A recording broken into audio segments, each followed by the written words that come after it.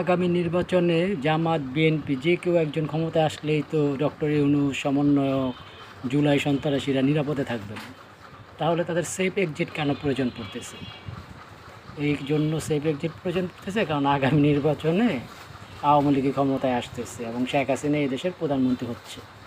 তো শেখ হাসিনা এবং আওয়ামী লীগ ক্ষমতায় আসলে তো পাছার সাল উঠাইয়া ডুগডুগি বাজাইব।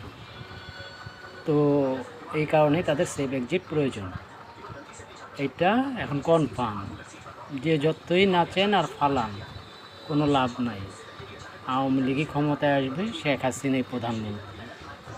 তো এই জন্য সেফ এক্সিট খুঁজতেছে উপদেষ্টা ডক্টর ইউনূস সহ এই জুলাই সন্ত্রাসী যারা ছিল তারা সবাই। কারণ তারা জুলাই সন্ত্রাসী ছিল এটা প্রমাণ হয়েছে 5ই আগস্ট থেকে, বিশেষ করে 4ই আগস্ট 5ই আগস্ট পুলিশ হত্যার মাধ্যমে এবং এর পরবর্তীতে বিভিন্ন শিল্প কারখানা লুটপাট, ভাঙচুর, চাঁদাবাজি, দুর্নীতি, সন্ত্রাস, ডাকাতি, এই মব সন্ত্রাস, তৌহিদি জনতা নামের সন্ত্রাস, এই সব কিছু মিলিয়ে প্রমাণিত হয়েছে যে জুলাই যারা আন্দোলন করেছিল তারা সবাই সন্ত্রাসী ছিল এবং সেটা জুলাই সন্ত্রাসী আক্রমণ ছিল। সেটা কোনো আন্দোলন ছিল না, সেটা কোনো গণঅভ্যুত্থান ছিল না, সেটা কোনো বিপ্লব ছিল না, সেটা পুরোটাই ছিল একটা জুলাই সন্ত্রাসী জঙ্গি হামলা।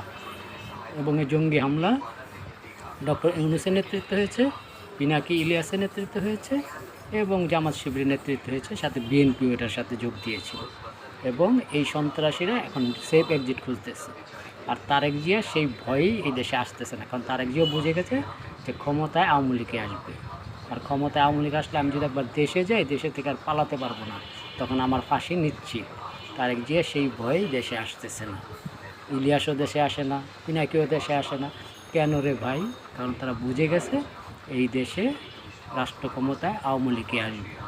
শুধু আসবে না, এবার যখন আসবে 15 বছর না,